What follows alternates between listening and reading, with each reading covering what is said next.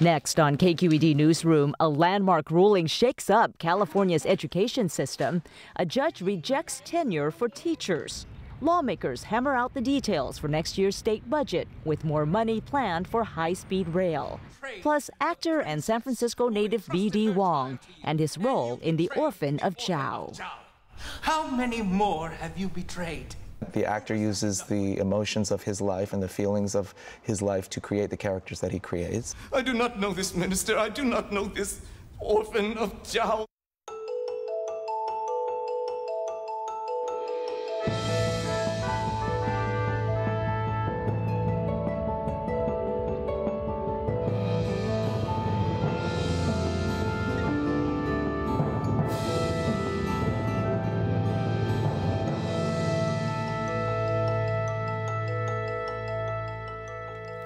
Good evening and welcome to KQED Newsroom. I'm Treu. The debate over California's state budget used to be full of political fireworks and almost always went long past the 4th of July. But things have changed. Democrats can now pass a budget without help from Republicans, and lawmakers lose their paychecks if they miss the June 15th deadline. Still, the deal to be voted on this weekend is not without controversy. It calls for a subsidy to build high-speed rail, paid by the proceeds of the state's cap-and-trade program. And it fails to restore long-term funding to some programs slashed during the recession. Scott Schaefer spoke earlier with John Myers, senior editor of KQED's Politics and Government Desk in Sacramento. Well, John Myers, in most budget negotiations, everybody gets a little, everybody gives a little. Is that pretty much what we have this time around? Yeah, I think so, Scott, though I think if you really look at these budgets that have been crafted since Jerry Brown came back being governor, really what you have seen time and time again is the governor, I think, coming out with the winning hand. He has become the de facto leading voice, leading crafter of budgets, even though lawmakers, the legislature, are supposed to craft them. He has a line, and he holds tight on that line, and I think we saw it again this year. What did he get that the Democrats in the legislature just really didn't want to give him? Well, a couple of things come to mind. First of all, I think, is the projection of revenues. The Democrats in the legislature wanted to use higher forecasted revenues, a forecast that came from the Nonpartisan Legislative Analyst Office. The governor's own budget team had a lower forecast of revenues. In the end, this budget uses the governor's forecast. Now, two things important about that. First of all, it does slow the rate of spending. And second of all, it allows the idea of more money that would come in over those forecasts then to be reconsidered next year for debt or for other things. I think that's a big victory for a governor who's going to be on the ballot this year. We've gone through many years of budget cuts, social service cuts, spending cuts, and Democrats no doubt wanted some more of that money restored. How are they feeling about this deal in that regard? You know, I think that they begrudgingly go along with the governor. I mean, they did get some. Let's talk about that. They did get some additional assistance, for instance, in CalWORKs, in the Welfare to Work program for families. They did get some money in affordable housing and some things like that that'll come actually out of the proceeds of the cap and trade auctions. And by the way, the governor got something out of that too that we haven't talked about, which is high-speed rail. But you know, if you look at what Democrats have wanted these last few years, they want to restore programs to the level of funding they were before the recession. The governor has been very hesitant to do that, especially in social services programs. And I think that's a big sticking point again as we have gone through these 3 years between these legislative Democrats and their Democratic governor. And is that just because Jerry Brown is more frugal than they are? He's been around the track a few times and knows what happens when you spend more than you have in future years? I think maybe, but I think a lot of it is priorities. I mean, the governor's priority has been debt and balance with, of course, however you define that. Legislative Democrats, I think, really believe that these programs, especially these social services programs, really represent a safety net for Californians who don't have anywhere else to turn. And I think one of the things that you don't hear a lot publicly, but you hear an awful lot at the Capitol and in Democratic circles, is a frustration by legislative Democrats with this governor, with Jerry Brown, on the issue of poverty and helping people who are at the bottom rung. Now, whether we see that boil into something that comes out before this election, I don't know, and frankly, I'd be surprised. But I do think it's an ongoing issue.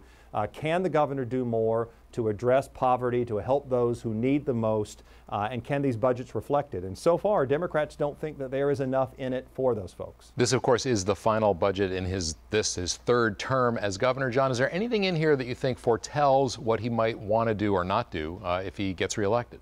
Well, I certainly think, Scott, that these have been cautious budgets. You know, these have all been about, I think, trying to pay off on the promise for when he ran in 2010, which was to right the ship of state, to kind of solve the problems. I think it would be fascinating if he wins in November, and we have to say we don't know whether it'll be he or Neil Kashkari that will be winning, but most people believe the governor's got a pretty darn good chance. If he comes back next year, does he continue debt? Does he look at some larger projects? What more can he do on high-speed rail? What about water? I think that the governor would pivot toward much more of an investment, leaving something for California other than solving its fiscal problems. But again, this is a guy who is personally and professionally frugal, and he thinks that government is not the answer to everything. That's how he was in the 70s and the 80s, and that part of him, I think, as governor, is true to this day. So they'll be voting on this Sunday night, John. Happy Father's Day, I guess, huh? Yeah, reporters and all of us will be here watching it all. All right, John Myers, thanks so much. And coming up, actor BD Wong on his latest role.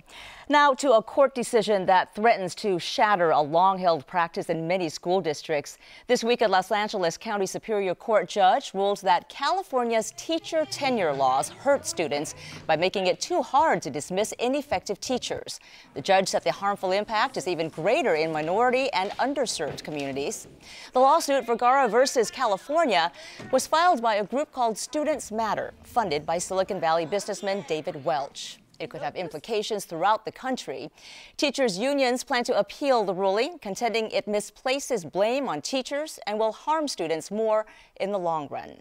Joining me now are Chris Rosenberg, principal at John Muir Elementary in San Francisco; Jennifer Wolf, Stanford University Graduate School of Education senior lecturer; and Jill Tucker, San Francisco Chronicle education reporter. Jill, this ruling is certain to be appealed, and some believe it will reach the state Supreme Court. Is the case an effective way to address the issue of low-performing teachers in schools? You know, it really depends on who you ask. As you said, the union does not feel that the problem is poor teachers and that the problems of these low-performing schools are bad teachers. The reality is a lot of these low-performing schools have inexperienced teachers in their first few years of schooling. And some of them have what we call the dance of the lemons, where bad teachers kind of get shifted around, and wherever there's an opening, they land. And often there are openings in these schools.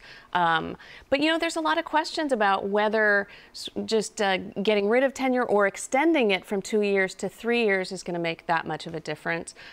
It can be difficult to fire teachers that are not so great. But the reality is there is a process to get bad teachers out of schools. Many teachers are counseled out. And, you know, in talking to a lot of principals, a lot of teachers, the reality is it's not the issue isn't bad teachers in these schools, it's addressing the problems that the kids come in with. There's a lot of issues in these communities, in these schools. A lot of the teachers aren't prepared necessarily to address that. But I don't think overnight, getting rid of tenure, we're going to see test scores go through the roof. Well, Chris, as a principal, you deal with tenure. 2 years is the tenure period for teachers in California. How do you feel about that? Is 2 years enough to evaluate a teacher? Does it make your job harder? Yeah, I've been honored and blessed to have countless fantastic teachers over my 10 years as a principal. Majority of the folks that I've supervised are terrific, and you find out pretty early on in their career that they are ready to do this work. There have been a handful of teachers who struggle and haven't developed the skills to be successful during that time period, but I'm excited that we're having this conversation about what makes a great teacher. I think if we're going to talk about teachers that struggle, we should also be spending some time talking about how to support teachers that are really outstanding and do a fantastic job, because there are many of them. And within the current structure, do you feel like you have the tools to support the good teachers? Because many of them are, as you say, terrific. Mm-hmm. Sometimes I do. I think as a country it would be fantastic if we invested financial resources into this. Teachers need to be paid more, and we have a lot of great teachers that work well beyond what they do with no financial compensation. Jennifer, you teach young people at Stanford who want careers in education. What are you hearing from these young folks? Why do they want to go in teaching? Is tenure a big deal to them? I think that the students with whom I speak at Stanford, what they tell me most often about the teaching profession that they want to enter is they want to do something that is meaningful and something that is challenging to them, and something that's going to make a difference, and something that is going to challenge them to be educated further and to work with others. And I've never actually heard one of my students talk about job security or job tenure until this week in the ruling, when there's been a great deal of interest around discussing what it means to retain and fire teachers. And I think that's because the reality is tenure is kind of somewhat of a foreign concept. I mean, when you look at Silicon Valley, you know, and programmers or engineers or that type of thing in these startups, which is really, you know, kind of our community here, there isn't such a thing as tenure. And it is interesting to look at it from a historical perspective, that it's, you know, it is embedded in the teaching profession, but not so much other than in maybe college professors in the professions that young people are going into now. But don't the unions have a point here? The teachers' unions are the largest and most powerful lobby in the state. And their argument is that tenure protects academic freedom. It helps retain good teachers who otherwise might flee because the pay, quite honestly, isn't that good. And as a principal, you know that, Chris. Yeah, I think they have some good points there. There are teachers that could very easily go to Silicon Valley and choose to go into a high-paying profession, and they choose to go into teaching, and part of it is because they know that there is some stability in that situation. So where do we go from here then? I mean, we're in a state now where spending per pupil is dead last. California spends about $8,300 per student. That's about 30% less than the national average. The problem is complex. It certainly goes beyond tenure and dismissal and layoff rules for teachers. Jill, how do we address this? How do we address the low-performing schools and make sure that every student gets an equal education? Right, and I think going a little bit back to that union point, I think what they're saying is that, you know, to a certain degree, this conversation, this debate about bad teachers is actually pulling people away from the real issues in education. And granted, we need strong teachers in the schools, but the real issues are the poverty in these communities, the trauma in these communities, things like that. The number of bad teachers, I mean, Christopher was talking about it earlier, that he's seen a handful out of maybe 200 in his 10 years as principal. So we're talking about a relatively small number. And so if we're talking about effectively changing the lives of these children in these schools, it goes so much more beyond just firing the handful of bad teachers. It's training teachers to address the needs of these kids. There are great teachers who still need the training to address the trauma and to address the grief and the other factors in the lives of these kids. And I think that that's the issue with this, is it really is pushing the limelight on one factor of public education, but a lot of teachers, a lot of people in the community are saying that's just one small problem compared to a lot of things that we should be talking about. So Jennifer, I'm sorry, go ahead. I was just going to say I completely agree with that. I think if this can turn into a larger debate on what great teaching is and what schools like John Muir and other schools like it need, that would be a fantastic outcome. This is, as you say, just a small part of the issue, and it's a very complex issue. And if we can begin debating what we need to do to create fantastic schools, then that's a fantastic outcome. And we can do things to take some of the burden off of this laser focus right now on tenure as a tool. We have multiple tools at our disposal that we are developing and we have developed that can help us understand who is best prepared to be a teacher. When I took my teaching credential in California in the early 1980s, I had to submit my college transcript 2 test scores, and some hours of student teaching. Now when students leave our student teacher education program at Stanford, they also submit a whole portfolio of their practice, just to be submitted and evaluated to see if they're ready to enter the profession, including videos of themselves teaching and artifacts of their practice, looking at their students' work and reflecting on their own work. So we are finding ways to communicate to the people coming into the profession, this is really a substantial thing you're taking on, and to help people who are thinking about hiring them and working with them to understand. Because it's hard. Yeah. Teaching is hard. Yeah. I've seen that in my years of watching you. Obviously, you were a teacher. It's complicated. Sure. Well, Chris, how do you evaluate a good teacher? Well, we have our traditional systems in the district, the observations and the evaluation cycle. You know good teaching when you see it. You step into a classroom and you can see students engaged. It's important not to take little snapshots of teaching and draw out too many conclusions there. But day in and day out, walking into classrooms, seeing students happy and engaged, seeing the work that they're able to produce, you can tell good teaching when you see it. And this lawsuit, I want to go back to the lawsuit because it seems to have shifted the debate as well. It's ignited a whole national conversation. And it used to be that when you talked about teacher tenure, teacher dismissal, it was very much a partisan debate at the legislative level. But this lawsuit really takes it into the civil rights realm, the constitutional realm. Do you think it'll have a significant impact in the long run in terms of how these issues are debated?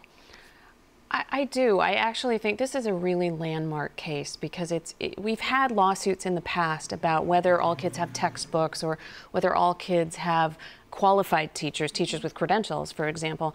But this one is really, going into some sacred ground and looking at all aspects of equity in schools or equal access to an education, which is, a constitutional right in California.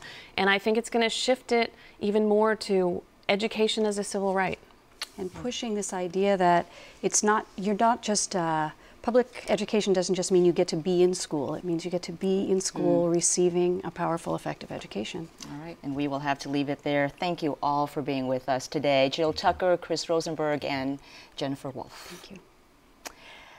Well, actor and San Francisco native BD Wong is currently appearing in ACT's production of The Orphan of Zhao. The versatile performer won a Tony for his Broadway debut in M. Butterfly, and he's had a recurring role on the television series Law & Order Special Victims Unit. In his latest stage role, he plays a country doctor who faces a heartbreaking choice in a classic Chinese legend of family, honor, and revenge. Scott Schaefer spoke to Wong earlier. First, a clip from The Orphan of Zhao. You betrayed my friend, that noble minister. You betrayed the princess who entrusted her child to you, and you betrayed the orphan of Zhao. How many more have you betrayed? Or was that enough for you? I was only ever a simple doctor. I do not know this minister. I do not know this orphan of Zhao. The name means nothing to me. Oh, the name means nothing to you. Beat him till he remembers. Beat him for his treachery. BD Wong, welcome to Newsroom. Thanks. Well, Orphan of Zhao premiered this week at the Geary Theater in San Francisco, sold out crowd. What was it like to have your ACT premiere in front of the hometown audience? It means a whole lot to me. It's like a really big deal for my family. It's a big deal for me. I was a kid when I went to the Geary stage when my drama teacher brought me there to see shows there as I was an aspiring actor. And pardon me, so it's an incredible invitation to be able to act there, and to actually have it happen was mind-blowing to me. How do you prepare for a role like this? You play a country doctor who is put in a horrible situation where you end up sacrificing your son in order to save the son of a massacred clan. Massacred clan, yeah. Right. So how do you emotionally prepare for that? It's very intense. There's not a lot of laughs happening right prior to any entrance that I make in the play. I'm really big on cutting up backstage and having a lot of fun, and you have to be really careful when and where you do that. And there's a fair amount of focus and concentration that you kind of zone into. I like to sit on the deck of the stage and not go back to the dressing room and kind of concentrate on the play and get into the world of the play before my character enters the play. And that's a big part of it, sitting in the dark and kind of just not thinking about anything anything else. Yeah. You, in real life, are a father. You have a son who's about 14 years old. Yes. And also, tragically, when he and his brother were born prematurely, one of them didn't make it. How does that figure in to this particular role where you are playing a father whose son is killed? Well, you know, it's rather private, but at the same time, it's probably no a surprise to anyone that the actor uses the emotions of his life and the feelings of his life to create the characters that he creates. And so those feelings are of grief or joy or happy, all the different emotions that you feel in your life. And you bring those with you every night? You bring them with you. You have to use them. You're not doing your job if you're not fully, you know, that's the part of the magic of being an actor in some ways, is immersing yourself into a situation and really believing that it's happening to you so that other people can believe it. If you don't believe it, no one's going to believe it. And so you have to do it. And how you do it or to what depth you plumb, I can't really say, but I have to confess that it's all part of the vocabulary of this particular character, my own emotional life. Yeah, your emotional vocabulary in a sense. You are part of a virtually all Asian cast, yes. Which is unusual. And I was thinking as I left the theater on Wednesday night that how different that was from, say, 1991, Miss Saigon. That's right. You know, how different is it now for Asian actors and actresses? Well, it's definitely different than it was when I was. And I should just say, you know, the controversy was that there was a Caucasian was cast in the role of an Asian character. Yeah, in a leading role that was coming over from London, and it was a big hue and cry from the Asian American community, particularly from the Asian American actors, because the opportunities for Asian American actors are so compromised, and our stature in the industry is rather compromised, and so we're constantly fighting as a community to make up for that. And this was an opportunity that we took to protest this particular casting decision. Coincidentally, The Orphan of Zhao was originally premiered at the Royal Shakespeare Company in London and was done with a Caucasian cast and created a similar kind of controversy. I think that Carrie Perloff's casting at ACT of this production of The Orphan of Zhao is in response to that, and I'm grateful for it as a member of the Asian American acting community, because it has provided opportunities for us to not only work, but to actually tell our own story in some way and to reach out to an Asian American audience, all good things. When you say that the role or the opportunities are compromised, what do you mean? I mean that, you know, as far as that, if you're thinking strictly in terms of employment and statistics, Asian American actors are extremely underexposed. If you can count on your one hand the leading Asian actors who are in network television series regular positions. I, at one time, when I was on Law & Order for 11 seasons, was one of those people, but there were like maybe 3 or 4 that you can name. That's not reflective of the diverse society that we live in. And is it easier in the Bay Area to find Asian actors, or is it really that they're out there, but production companies just aren't willing to cast them? There's a marketability kind of question that gets raised with producers. Oh, people don't want to see Asian actors in leading roles, and so that it gets perpetuated to the point where performing in a play like The Orphan of Zhao is actually an exception to the rule, is something new and exciting, and that has a thing that is, you know, we're trying to change that with all of the different efforts that we make towards this, but it's really a very uphill battle. The Orphan of Zhao is running at the Geary Theater through June 29th. What do you want people to take away from it? I love this play very much. It's extremely satisfying to do as an actor. It's extremely satisfying emotionally for the audience. It's a beautiful production with beautiful production values, and it's been very satisfying. The audience has been just rising at the end and in great support, and so I just hope people will come in and share the experience with us. All right, well, BD Wong, welcome home, and thanks for coming in. Thank you. Orphan of Zhao runs through June 29th at the American Conservatory Theater in San Francisco.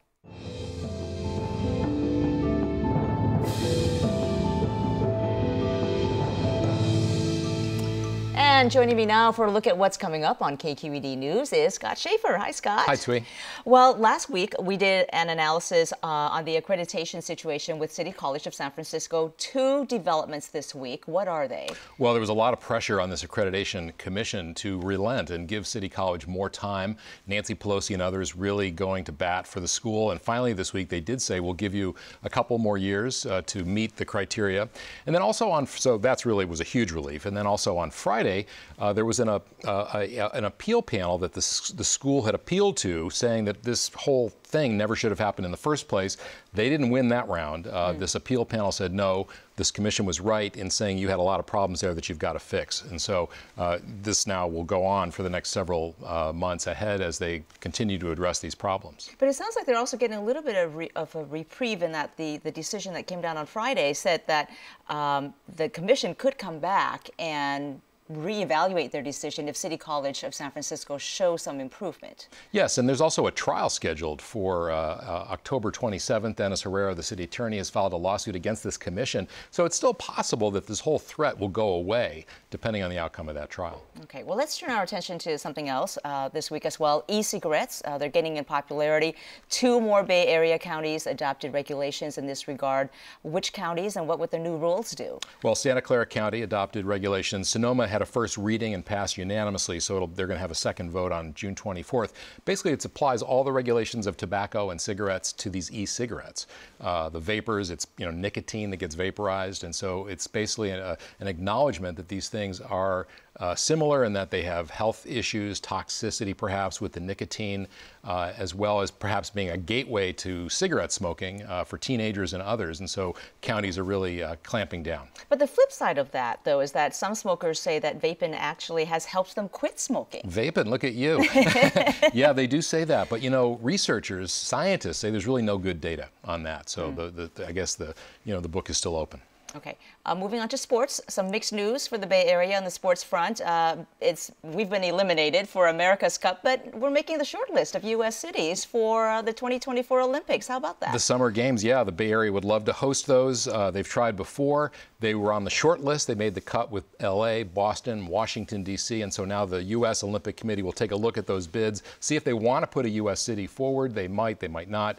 If they do, it'll be 2017 when the international IOC makes a decision.